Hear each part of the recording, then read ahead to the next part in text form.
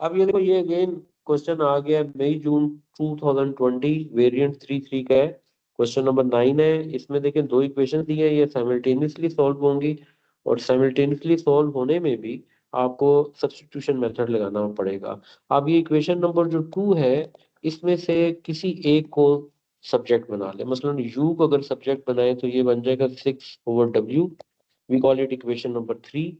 6/w minus w is equal to 2 iota. Let's take the LCM. 6 minus w square is equal to 2 iota. तो ये बन जाना है 6 minus w square is equal to 2 iota. अब rearrange करें ना, तो w उस तरफ चला जाए पॉजिटिव हो जाएगा, 2 iota w पहले से यहाँ मौजूद था, -6 आ गया।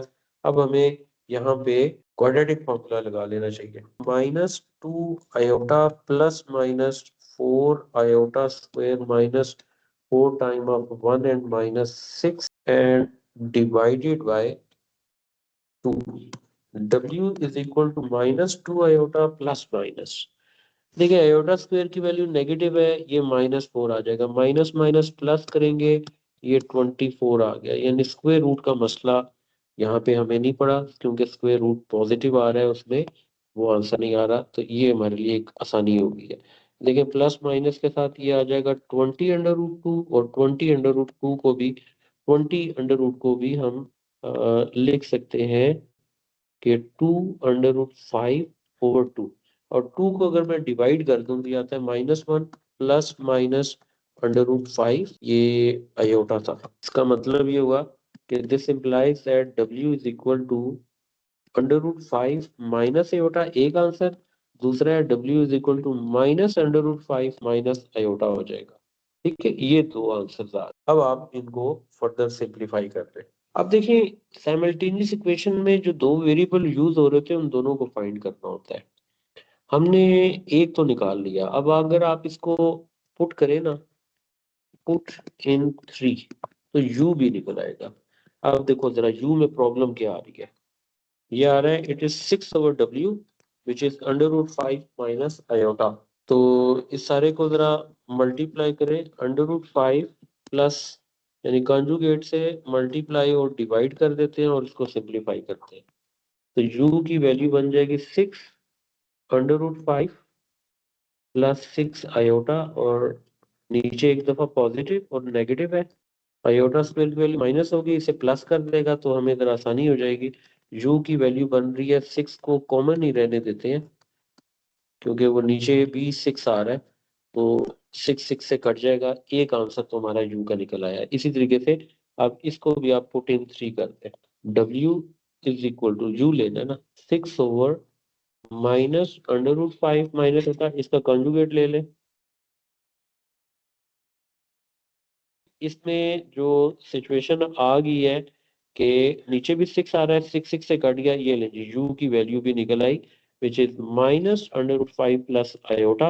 यानी इसका मतलब है कि अगर मैं यहाँ पे w लिखता हूँ, तो w I am getting is √5 minus iota plus -5 के साथ ये बुला रहा है, और जो u की वैल्यू आ रही है वो भी क्या आ रही है, प्लस माइनस √5 और आयोटा पॉजिटिव है। ये हमने निकालना था u और v, ये निकल आया। अब देखो रियल और इमेजिनरी पार्ट सेपरेट हो गए, इसका बी पार्ट है। अच्छा, ये बी पार्ट में देखें, मैं आप रफ स्केच कर रहा हूँ, इसको सेट आपको खुद करना है।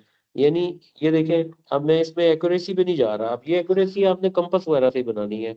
2 and 2 आ गया, ये 2 and 2 सेंटर आ गया, और एक ऐसा सर्कल है जिसका ये सेंटर इस तरीके से बनता है।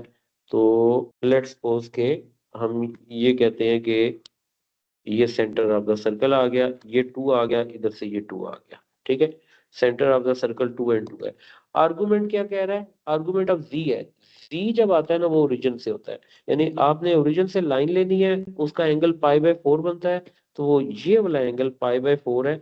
और π/4 को अगर आप नोट करें ना, इसकी equation y equal to x की बनती है, कैसे कि tan of π/4 will give you 1 and this becomes the gradient and it is passing through the origin। तो जब आप y is equal to m x plus c लेते हैं, c 0 हो गया, m की वैल्यू 1 होगी, तो y is equal to x की लाइन है। इसका मतलब है कि जैसे centre of the circle 2 and 2 है, यानी जो x है वही y है, तो सेंटर ऑफ द सर्कल इसी लाइन पे भी लाई करेगा। रियल पार्ट ऑफ जेड 3 आ रहा है, इसका मतलब ये हुआ कि 1 2 और लेट्स सपोज यहाँ 3 आ रहा है, तो यहां से आप एक वर्टिकल लाइन ले लें। ये रियल पार्ट ऑफ, देखो रियल पार्ट ऑफ जेड क्या होता है, एक्स, एक्स की value less or equal to 3 है। अब देखो 3 से लेस की शेडिंग करनी है तो लेफ्ट साइड पे ये सारी शेडिंग बच जाएगी, ठीक है। विद इन अ सर्कल रहना है तो ये विद इन अ सर्कल सारी की सारी वैल्यू आ जाएगी, ये सारी की सारी सर्कल के अंदर वैल्यू। फिर वो कहता है आर्गुमेंट के अंदर रहना है 0 और पाई बाय 4 के। अब देखिए सारी चीजें इकट्ठी करें ना, पाई बाय 4 से नीचे और लाइन के लेफ्ट साइड पे और सर्कल के अंदर। अब मैं इस सारी चीज को एक बार जरा बनाऊं तो शेडिंग इसकी बनती है यानी इनसाइड द सर्कल, यानी ये इनसाइड द सर्कल हो गया, लाइन से छोटा है, वर्टिकल लाइन के लेफ्ट साइड है, तो ये रीजन बन